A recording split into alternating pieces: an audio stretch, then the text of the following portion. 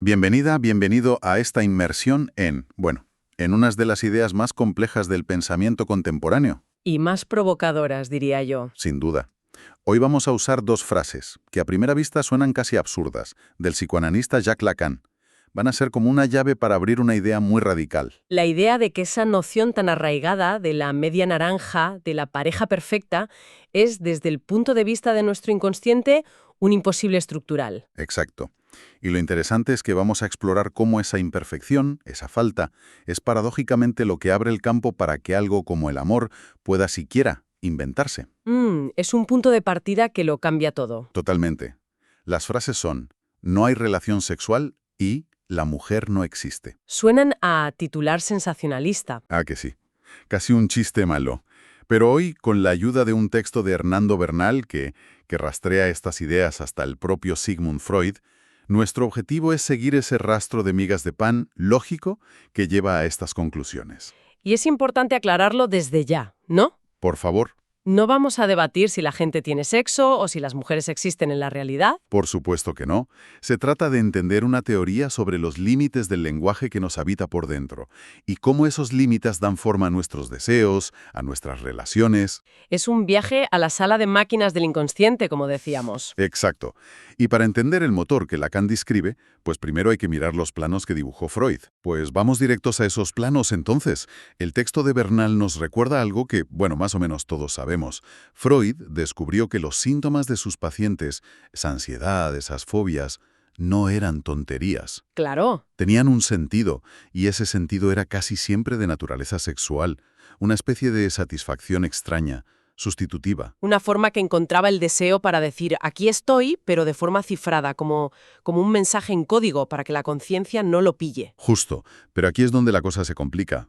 El texto subraya que Freud, en su investigación, se dio de bruces con dos muros. Por un lado, una fuerza que él llamó represión, algo que activamente nos impide hablar de sexo con total naturalidad. Que se opone a que lo digamos todo. Eso. Y por otro, algo que llamó las pulsiones parciales. Que, no es otra cosa que el hecho de que nuestro placer sexual no es una sola cosa, unificada y genital, sino que está fragmentado. El placer de la boca, el de la piel, el de mirar, son como pequeñas islas de goce que no forman un continente por sí solas. Y aquí es donde yo siempre me he atascado. Por un lado, una barrera que reprime, y por otro, un deseo que ya de por sí está como roto en pedazos. ¿Qué tienen que ver una cosa con la otra? Parecen dos problemas diferentes. Pues la genialidad de Lacan, según nos guía la fuente, fue proponer que no son dos problemas, ¿No? son dos caras de la misma moneda. La fuerza que nos reprime, que nos impide decirlo todo sobre el sexo, Sí. es exactamente la misma que impide que esas pulsiones se unifiquen en una sexualidad armónica y, por extensión, impide un encuentro perfecto entre los sexos. Ostras, esa idea es potente. Me estás diciendo que el tabú que nos impide hablar y el fracaso que a veces sentimos en las relaciones no son cosas distintas, sino que nacen del mismo bug en nuestro sistema operativo. Exacto. ¿Y cuál es ese bug? El bug, o más bien la característica que nos define, es que los seres humanos estamos atrapados en el lenguaje. Y aquí viene el gran giro. El inconsciente freudiano, para Lacan, no es una caldera de instintos animales. ¿Vale? Está estructurado como un lenguaje. Espera. Esa idea siempre me ha costado. ¿Estructurado como un lenguaje significa que mi inconsciente habla en frases con sujeto, verbo y predicado? No, es mucho más abstracto. ¿O se refiere a otra cosa? Significa que opera con las mismas reglas lógicas del lenguaje, con elementos que se oponen, que se sustituyen, que se combinan, como las palabras. A ver, un ejemplo. Piensa en el inconsciente como un software con un diccionario muy, muy limitado. Para describir el día y la noche, imagínate que solo tiene la palabra luz. ¿Vale? No tiene la palabra noche, así que para hablar de la noche el sistema no tiene más remedio que decir no luz. Entiendo. Funciona, pero es una forma indirecta, un poco torpe, de marcar una diferencia. A esas palabras del diccionario del inconsciente es a lo que Lacan llama significantes. Vale, creo que con ese ejemplo lo pillo. El sistema es funcional, pero limitado. Procesa nuestros deseos más profundos, pero con herramientas precarias. Pues sí. Y si ese es el caso, supongo que cuando intenta procesar algo tan complejo como la sexualidad, ahí el sistema empieza a echar humo. Echa humo, sí. Es eso lo que nos lleva a la primera bomba. No hay relación sexual. Exactamente por ahí van los tiros. El texto nos recuerda que la gran originalidad de Freud no fue descubrir el inconsciente, No. sino descubrir que ese inconsciente estaba sexuado, que el deseo sexual era su motor. Pero, y esta es la gran paradoja, los síntomas que lo demostraban también probaban que el sexo, en sí mismo, es imposible de decir del todo. Claro. Imposible de escribir en una fórmula que garantice el éxito. Es como si el síntoma fuera la prueba de que hay un crimen, pero al mismo tiempo la prueba de que el crimen perfecto no se puede describir. Muy buena analogía. El síntoma habla de sexo precisamente porque la relación sexual ideal no se puede nombrar de otra forma. Exacto. El síntoma es el resultado de ese intento fallido del lenguaje del inconsciente. Y la frase de Lacan, no hay relación sexual, es simplemente el nombre técnico para ese fallo estructural. No es literal. No, no significa que la gente no se acueste. Significa que en el inconsciente, en el software, no existe un programa, un protocolo de compatibilidad garantizado. Ya. No hay una relación matemática del tipo A más B igual a C. No hay un instinto infalible que, como en otras especies, garantice la complementariedad.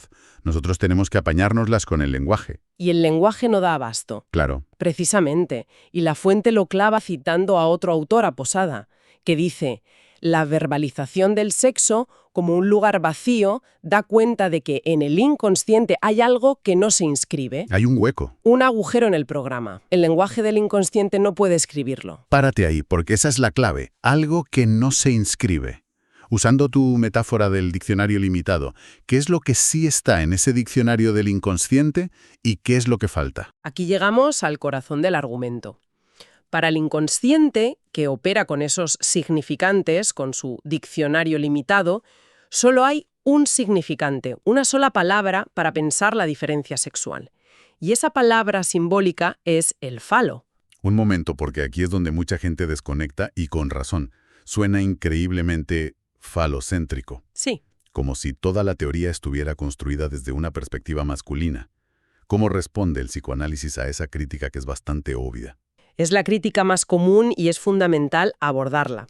La clave es entender que en esta teoría el falo no es el pene, no es el órgano biológico. Es un símbolo. Es un símbolo, un significante abstracto, como el número 0 en matemáticas o el rey en el ajedrez. Vale. Es el símbolo de la diferencia en sí misma, el marcador que el sistema usa para decir aquí hay algo frente a aquí no hay algo. La teoría no dice que esto sea bueno o justo, dice que estructuralmente el lenguaje del inconsciente que hemos heredado culturalmente funciona así. Es un diagnóstico. Es un diagnóstico, no una celebración. De acuerdo, aceptando que es un término técnico para un símbolo, no para el órgano. El sistema solo tiene esa palabra. ¿Qué consecuencia tiene eso? Pues una consecuencia brutal. Significa que en el otro...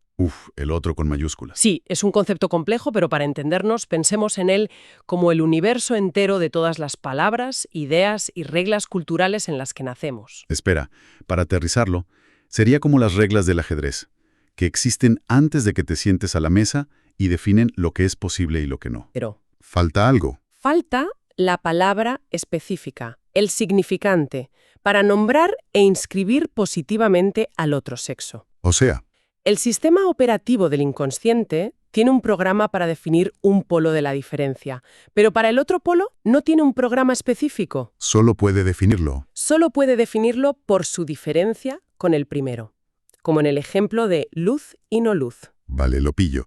El sistema está cojo desde el principio. Solo tiene una herramienta para definir la diferencia.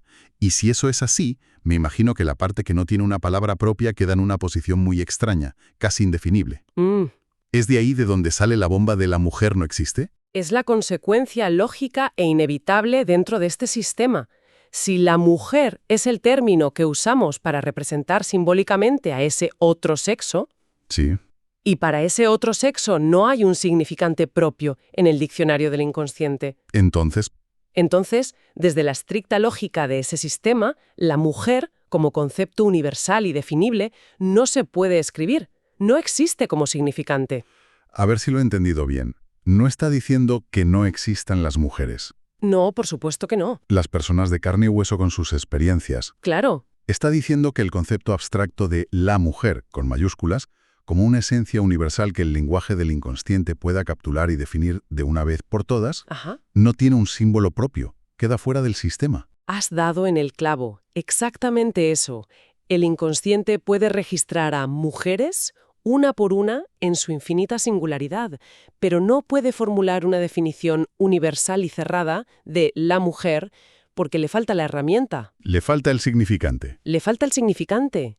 Y el texto que nos guía lo resume con una pregunta retórica final que es potentísima. A ver. Dice, ¿cómo puede haber una dicción de la relación entre el hombre y la mujer en el inconsciente, si en él falta el significante para cifrar la mujer, si en el inconsciente solo se inscribe el significante del sexo masculino? La pregunta se responde sola, no puede haberla. No. Y esto deja claro que el problema del que habla Lacan no es biológico, ni sociológico, ni una opinión política. Para nada. Es una afirmación sobre los límites del lenguaje simbólico que, según esta teoría, nos constituye por dentro. Es una teoría sobre por qué la identidad, especialmente la identidad sexual, nunca es algo simple, cerrado y natural, sino que siempre es una pregunta abierta y una construcción compleja.